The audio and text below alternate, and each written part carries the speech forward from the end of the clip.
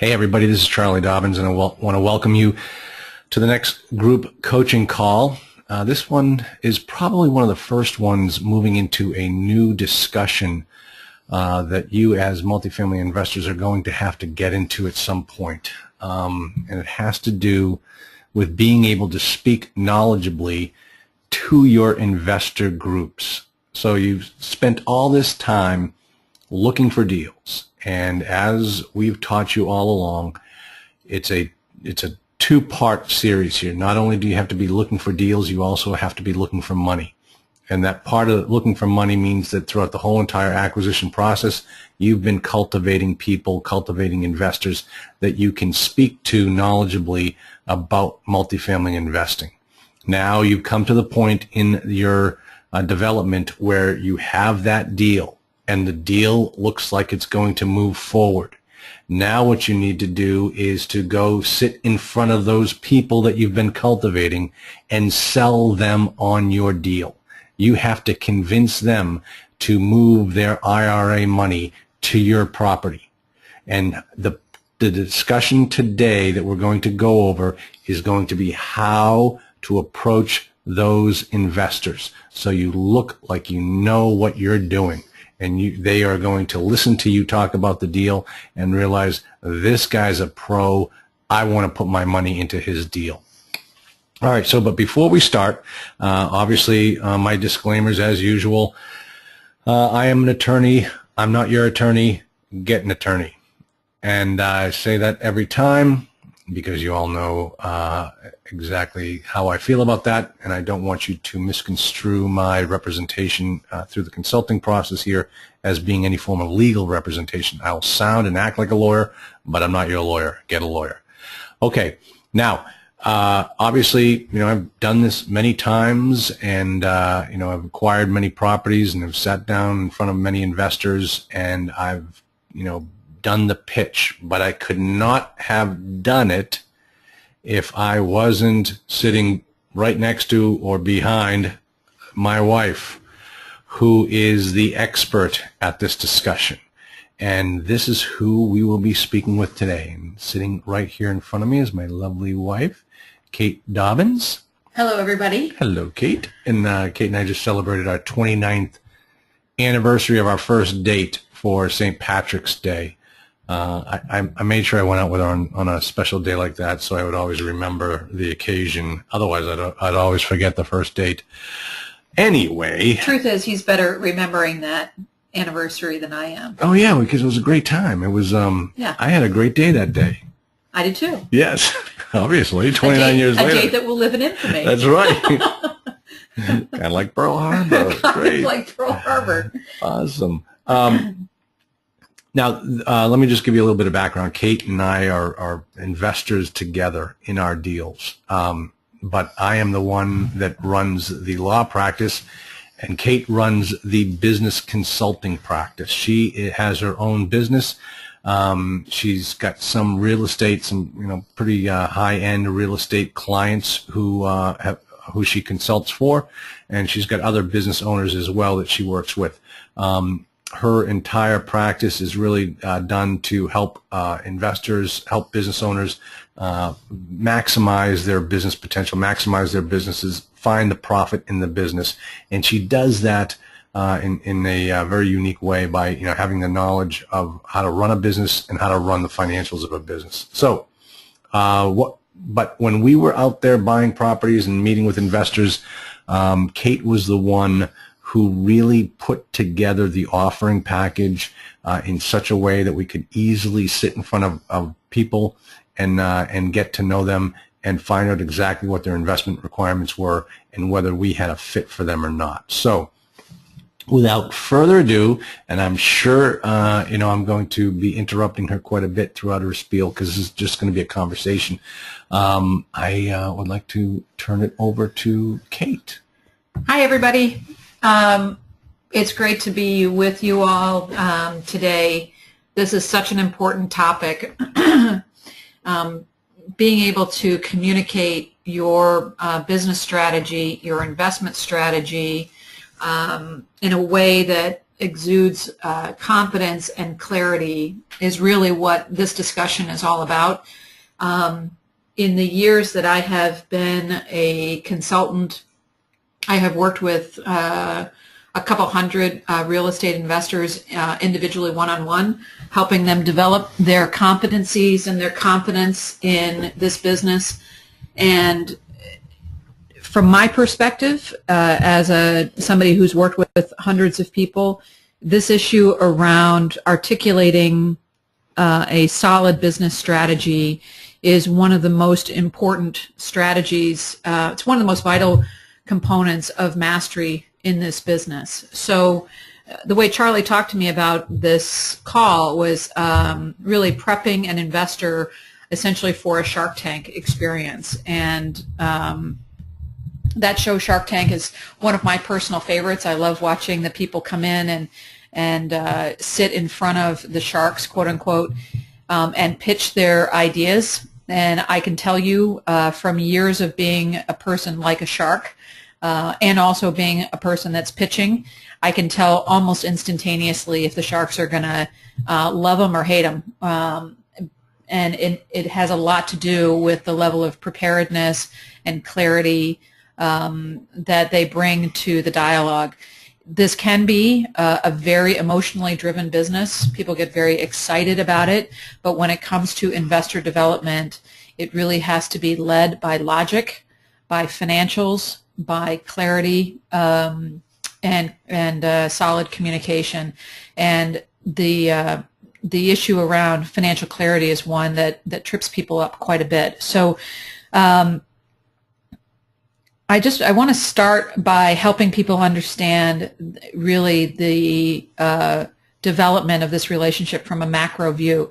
So as Charlie said, you know, how do you get somebody that has money in their IRA account to go to the checkbook that they got with, you know, that came with their IRA package and write you a check for $50,000 or $100,000 or $250,000 or $500,000 and hand that over to you. Just envision that event happening.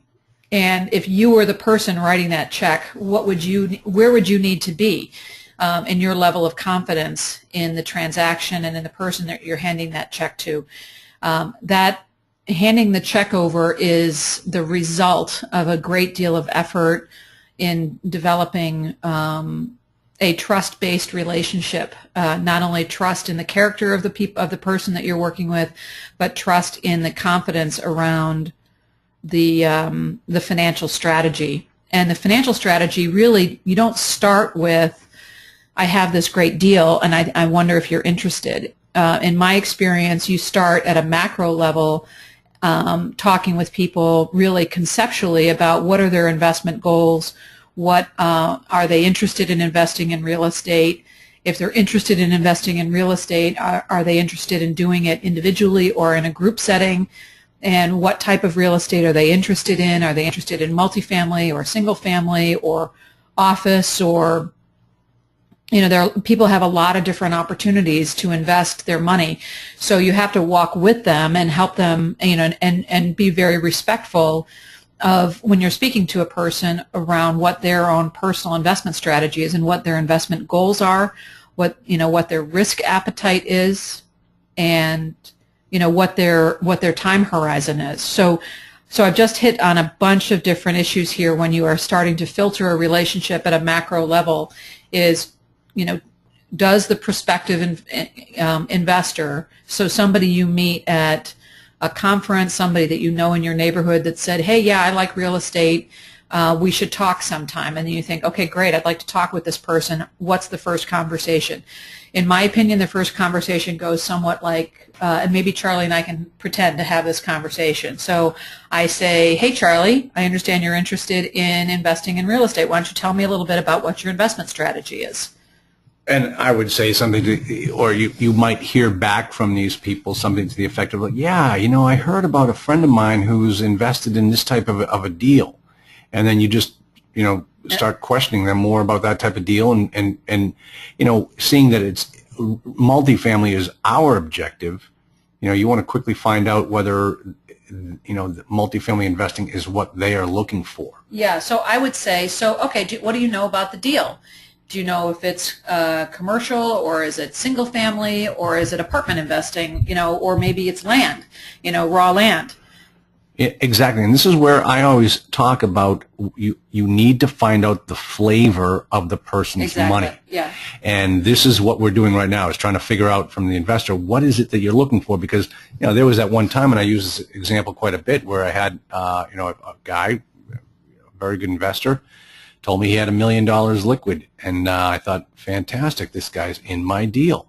And then when I sat down with him and started having this type of conversation with him, I found out that multifamily was not what he was looking for. Right. But we were able to work out another arrangement that ended up being very profitable for both of us. So it can work out.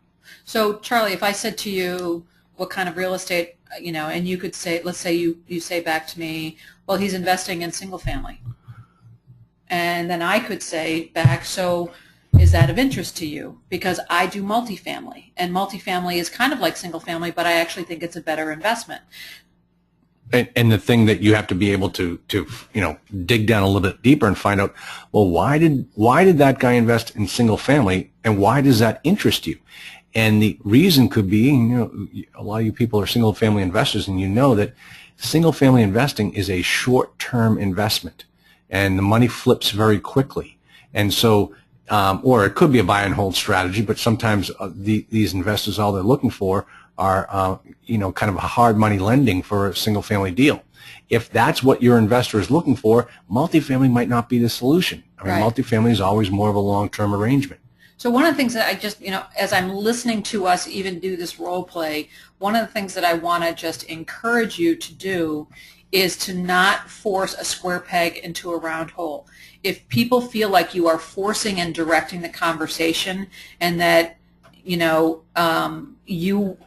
only thing that you are open-minded to is your deal, your deal, your deal, people will not feel that respected in the conversation. They will feel forced, and when people feel forced, they are not going to open their checkbook up to you. If they feel respected and you're building trust, that's where it comes. And so you have to believe and be patient with the process. And if people that you meet are not interested in multifamily, wish them well in their investing and move on. And because you will find people that are the right fit. And I've had people say yes to me to investing in the deal, and then come back to me and say, I'm a little apprehensive. And I say, what, if you're apprehensive, I don't want you in the deal, because it's not good for you, and it's not good for me to have somebody in this deal that is apprehensive. And people have given me their money before we've closed on a deal, and we've ultimately given it back to them and had to go out and raise a replacement investor, because some people have gotten cold feet in the process. And by law or by contract, I didn't have to give them their money back, but we chose to do so because it's just the right thing to do. And that you have to always do the right thing by your investors. And the thing is, you want to start that conversation before, the easiest time to start that conversation to find out the flavor of their money is before you have a deal on the table. Find out what it is that they are looking for. And a lot of times, if you've got somebody that you want to be their sole, you want them to be your sole investor, find out what kind of deal they will want to invest in, and then go out looking for it. Why leave anything to chance? If your money guy says to you flat out, I am only looking for this type of a deal, A, B, and C, why would you bring them a property that you found that is X, Y, and Z? Exactly. They'll look at you like, thank you very much for your time. Obviously, you don't listen very well. I'm moving on right now. Right. But the thing is, you can go out there, if that guy's money is looking for an A, B, and C deal, and you're out there looking for an X, Y, and Z, keep your eyes peeled for an A, B, and C. Mm-hmm. There's another opportunity for you to make money there. So, to have that conversation with the investor before you have a deal, that will really help you focus the right way on finding the right property. Correct. Charlie makes an excellent point here. So one of the first things that we always do with people, prospective investors and multifamily investors, I know Charlie does this through the Multifamily Investing Academy, and I always would do this with my clients, my real estate investing clients, is we would develop an investment strategy that made sense for them, based upon what their individual profile was, and also based upon maybe what the investment profile is of their prospective investors. What I've learned in all of my years of doing business consulting and investor, multifamily investing consulting, is that it has to be a sweet spot both for the deal sponsor and for the investor participants. And if it's not, then it's a bad fit. Some people will only invest in A properties because they want low risk, perhaps likely lower yield, because lower risk is lower yield. Some people are very interested in C properties that should theoretically throw off more cash-on-cash return, but the risk profile is higher. So there is a risk-reward scenario here. And as you are developing your own investment strategy, it's important that you understand what is the flavor of the deal. Charlie has used what is the flavor of an investor's money, but really what is the flavor of your investment strategy yourself, because what are you comfortable with?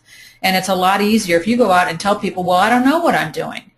It doesn't build confidence. If you go out and you start asking people, saying, so what's your appetite, and you don't necessarily divulge, say, I'm just I'm developing my strategy here, I'm researching some markets, I'm starting to look at a lot of deals, I'm early yet, I have not yet formulated with total clarity my investment strategy, but I'm kind of testing the waters. That's a legitimate thing to say. But once you're coming back and having a second or maybe third conversation with that prospective investors, you ought to be crystal clear about what you're going after and why. They want to know that you're able to lead with clarity and say, you know what, I've looked at some emerging markets, I've looked in my own backyard, and from my standpoint, because I have this is just a hypothetical scenario, but I've seen this one quite a bit. Because I have a full-time job, because I have kids that I need to take care of and I'm responsible for them after hours, you might be thinking, I really don't have as much time as I would like at this stage to be spending,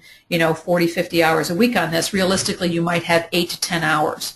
And so with that strategy, you might say, you know what, I really need to be in my own backyard. I need to be within a 2 to 3 hour driving radius of my home, and that's my marketplace out of the gate, because I've got to be able to go and see these properties, intervene if there's a challenge, kick the tires, etc. It's a way to mitigate a lot of the risk, is that if you can see, touch, feel the property and get to know it, get to know the market intuitively. And if you go back to your investors and say, you know what, I'm interested in doing somewhere between a 10 and a 50 unit deal within 3 hours of my home base, and I'm researching these markets and I'm looking for, B to C plus properties, because the amount of risk is mitigated by the yield here. I think it's a really good target, and I need to raise $750,000. So the amount of clarity that brings, I'm sure if you're even listening to me, it sounds good. It sounds transparent. It sounds legitimate. And that's what people want to hear, is that it's a very tight, defensible strategy. Not only will that build trust with your prospective investors, but it will build trust with your brokers as well, because brokers, you've got to understand, brokers get paid when the transaction closes. They want to work with people that are clear in their investment strategy so people can be decisive. If brokers sense that you are all over the map, they're not going to want to do business with you, because it's going to take way too long for them to get paid, and they're going to work with people that are clear. Now, the thing that I want you to understand, and I've said this before, is that though we talk about the acquisition of multifamily property, what I want you to think about more is the fact that you are really starting a business here that is a real estate investment management business. Not a property management business, but an investment management business. What you're doing is you're managing investments in the form of multifamily property. So as the owner of that type of business, you've got to think to yourself, I've got to put out a face to the marketplace that shows I know exactly what I'm doing. So when you're sitting down in front of these investors, and 1 week you're showing them a bombed out shell of a building that requires full rehab over the Rhine in Cincinnati, and then the next week you're showing them a Class A property down in South Carolina, they must be looking at you thinking, well, what's this guy's practice? What does he do on a regular basis for looking for these types of properties? I mean, he's just shown me two different scenarios, two entirely different scenarios of investment opportunities. Right. What's his mindset? What does he think is a good opportunity? You know, and believe me, there are people that will invest in over-the-Rhine D-class property, and that's their strategy. And then there are others that will only touch A and B class property in, you know, in growth marketplaces. So you need to figure out exactly what your investment philosophy, what your company's investment strategy is, and then focus on that. Be an expert at that level. Yep. So I think, you know, tying this back to the Shark Tank concept. So just as a side note here, for those of you that have never watched the show Shark Tank, it is definitely your homework assignment to go watch a couple of shows. It's really good entertainment, but it will give you some real examples of what it's like to raise money. And I, just by way of background, for me, I worked in commercial lending for a long time, for 10 years, and then I worked actually in venture capital for a couple of years, and I know what it's like to be pitched. And the opening dialogue when somebody comes in, the way they present themselves, you know, this issue around clarity is one of the most important things. It's stepping out in confidence is really essential. And once you start watching Shark Tank, you'll see it, and you'll see the expression on the people's faces consistently. So clarity of strategy is vital. Knowing your numbers is vital. Knowing your audience, which is what we've been talking about. Who are your investors? What's important to them? Knowing your audience and speaking to them. Don't make it difficult for people to say yes for you, you know, to say yes to you. If you go at them with this really discombobulated, I'm all over the map strategy, they're going to be polite, they're going to nod their head, they're going to wish you luck, and you're never going to hear from them again because they've lost you, or you've lost them, and they're thinking about their kid's soccer game. And so you have to make it easier for people to say yes, do the work for them. You know, I think your comment about homework assignment being watching that show, I think, what do we watch it on Netflix or something? You can see it one right after another, and you know, or I don't know, one of those types of things. But that is a great homework assignment. And when you're watching it, what you have to think about is that that's going to be you. Right. Sitting there pitching your deal to the Sharks. Right. I mean, the Sharks might not be, you know, a billionaire Mark Cuban. They could be a little old lady who, you know, has a bunch of money under her mattress. She's your shark. So you've got to understand what you need to do to present your case to them. And, you know, that's when we were investing and raising money, what we would do is every time we had a deal, we would go see this one particular investor first. He was our ultimate shark. This guy would look at our package, would rip through the numbers, would tear the deal apart, and we knew that if we could make it through that guy's analysis, we had a pretty good thing going. And that's how we started going after our deals and making sure that if we made it past this guy, our business is going to look professional every time we move on forward after that particular investor. Yeah. So that's how you need to look at this. That's a really good point. We did, you know, have people that essentially, you know, vetted our deals, and I was always a little nervous going and speaking to this one guy because he was always, let's just say, he was a shark. He was a shark. He is a shark, and it's like I could totally trust his feedback, you know, positive or negative. Yep. And he didn't hold back, which was great. Yeah, you want that. You want to have that audience at some point. And if you ever wonder, you know, I mean, Shark Tank is a reality TV show, and so many of the reality TV shows are totally contrived, absolutely. But Shark Tank, from my experience, having worked in venture capital and working on the, you know, on the money side of things, it's accelerated. Like the whole, you know, dialogue is very compressed. But the questions that they're asking, their thinking, the way they're approaching things, it's straight up. I think it is. It's not contrived. The questions that they're asking are legit. When it comes down to brass tacks, these people want to know: does what you're offering meet with their financial strategy? And to think otherwise and try to kind of win your way on emotional hype, it's just not going to work. So we've talked about knowing your strategy, knowing your numbers, knowing your audience. Part of that is knowing the risk profile of both your audience and what the risk profile of the deal is that you're bringing to them. Another very important thing is being transparent so that you can present numbers and information in a way that is clear and concise, not overly verbose, but makes people feel that, you know, you're not holding back, you're showing them the relevant information, you're not manufacturing the data. And you always have to know what is your exit, and they need to know what is the exit. Are you asking for a 3-year commitment? Are you asking for a 7-year commitment? You know, obviously when you do your legal documentation, they can't force you to a time frame, particularly if they're coming in on an equity position, but you need to be sharing with them what your intended strategy is.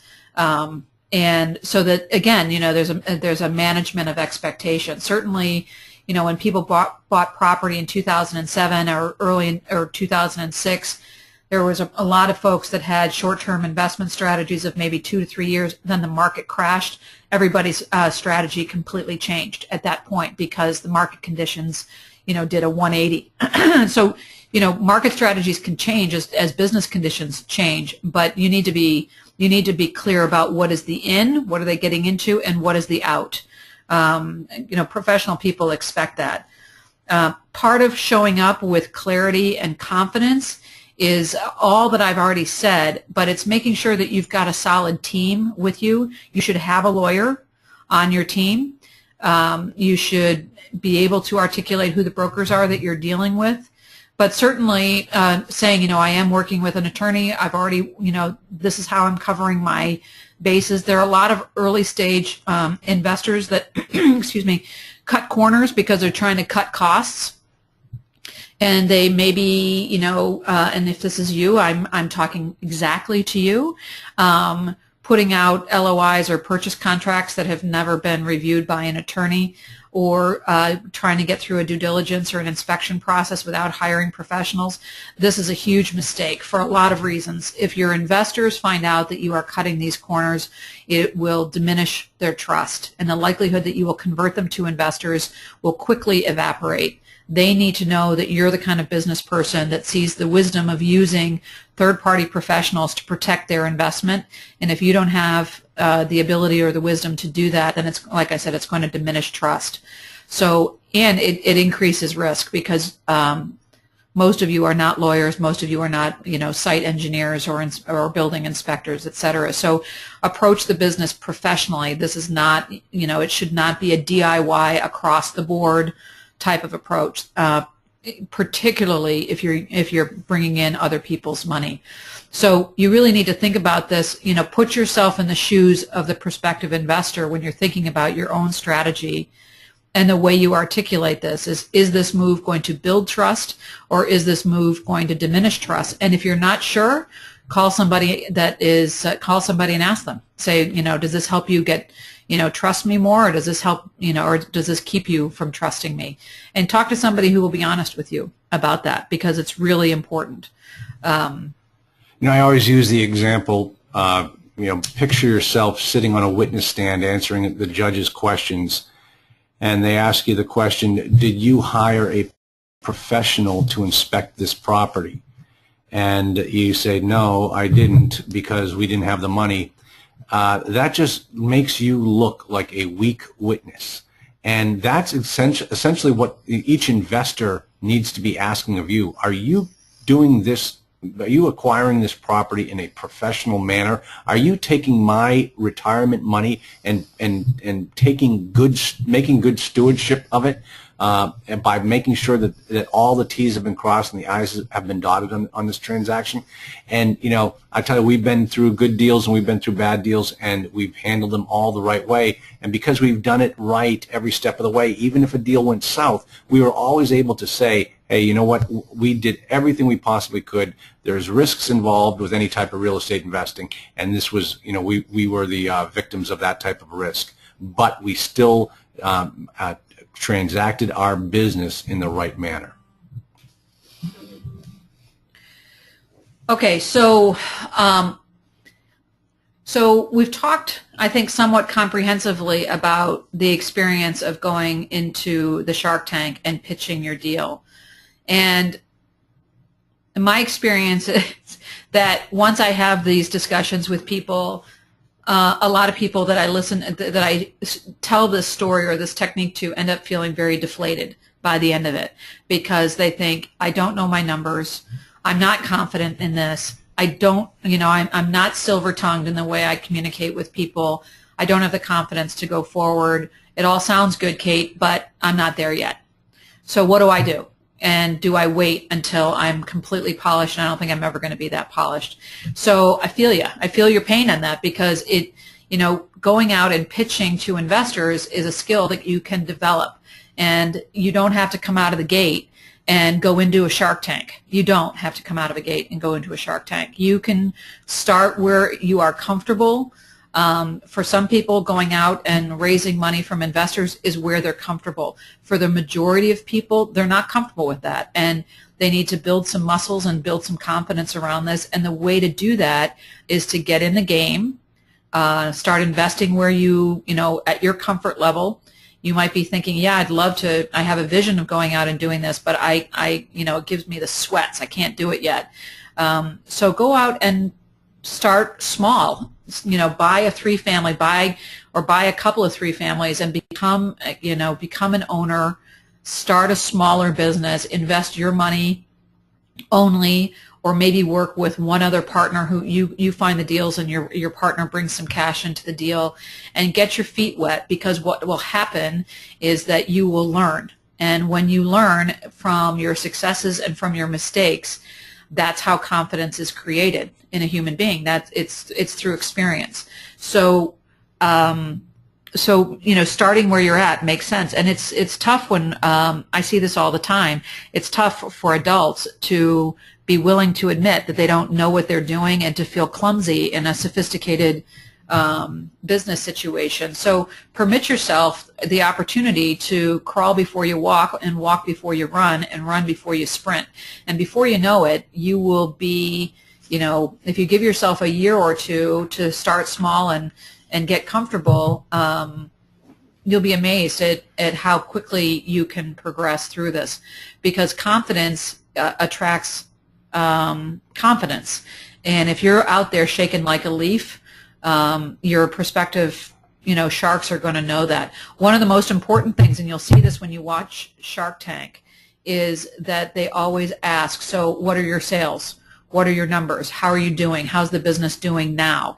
What they're looking for, it's this concept in investing called proof of concept. They want to know that they're not investing in a brand new rookie idea.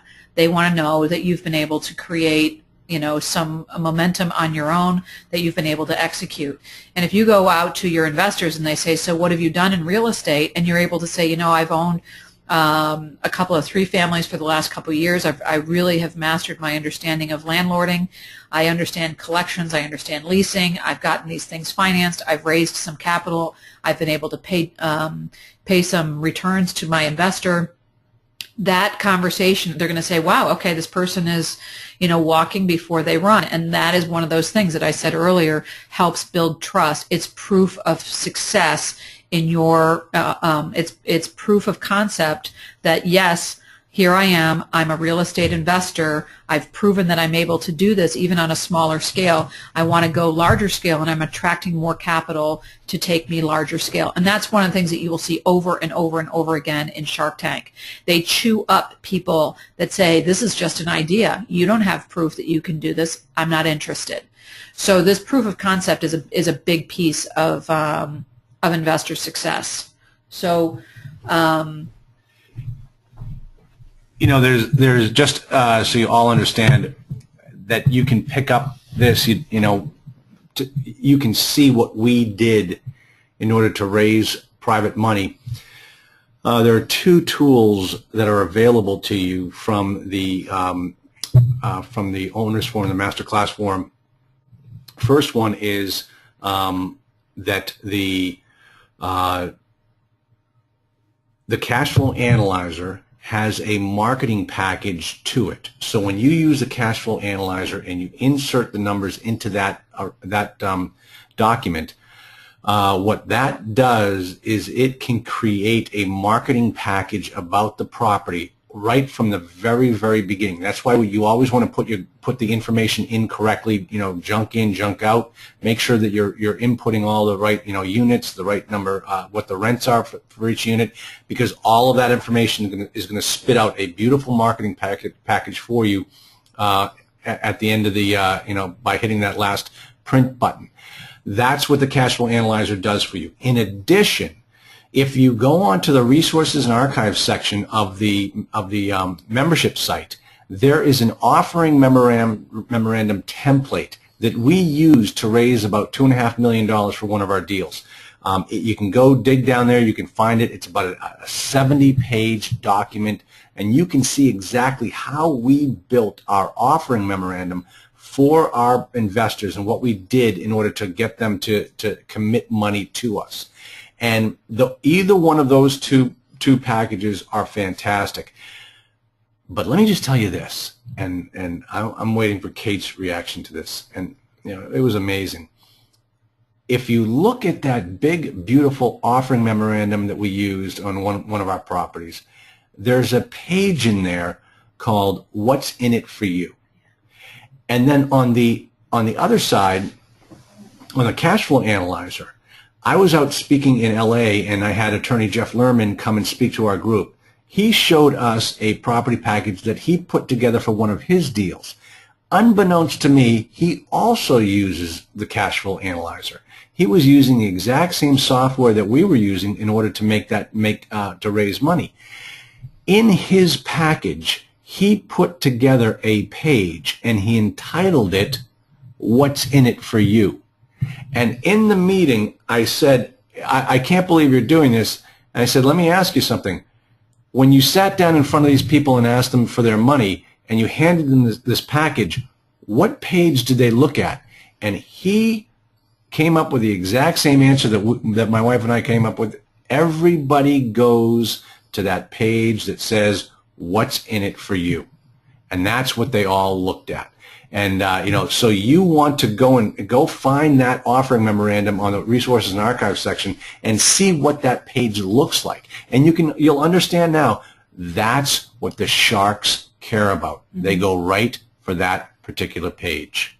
Yeah, I remember putting that property package together, and that was always the page that people went to. I mean, when you're putting the information together, as I was saying earlier, transparency is very important. Clarity of communication, that you're building a well-constructed strategy that's defensible is very important. You're showing them the financial analysis is very important. So the way we did that is we did a couple of different scenarios. So when you build a property package, you take in the information that the sellers are giving you. That's your baseline. And then you think, what is it, my property management strategy, is it going to augment these numbers? So you can have essentially a value play scenario, so it takes the numbers and it improves them. It's also important to say, what's our worst case scenario? What happens if we're unable to perform and this thing actually goes down? And you really stress the financials so that you look at it under a tougher scenario. So you're providing a range of potential performance. And I think that's very important, again, for building trust, that you're not saying, it's always coming up roses and sunshine on this property. There are a lot of variables that can happen that are unexpected, and people understand that. But I also think that if you are willing to communicate that this can go very well or this can go badly is important as far as building your own integrity and helping people understand thoroughly the risks that they're getting involved with, so that they're walking into the transaction with their eyes wide open. That's very important. But all of that aside, you might be sitting there thinking, okay, that makes sense, that makes sense. Then it's really great to take that information and boil it down. And that what's in it for you, what I did there is I said, okay, if this property produces a 10% cash-on-cash return and somebody invests $50,000 and they stay in the deal for 5 years, what does that look like for them? dollars in their bank account. If it shows a 12% cash-on-cash return and they're in for $50,000 and they're in for 3 years, what does that look like? So it's a scale so that people can actually say, wow, if I invest 50 and it performs well, I could be here. Or maybe I want to invest 150. So it's a grid that essentially lays out what the yields will be for people based upon different sets of assumptions. And it is, and the assumptions are tied to the actual pro formas that are in the document. And I learned that from actually somebody else. It's not, it's not original thinking on our part. But remember that when people are going to their IRAs and they're thinking about investing $50 or $100 or $250,000, it is a demonstration of trust. They have worked very hard and performed well in their own professional life to be able to put that money aside, and they're very interested in what's in it for them. They're less interested in what's in it for you, but they're very interested in what's in it for them. That's why people invest. They're looking to grow their income.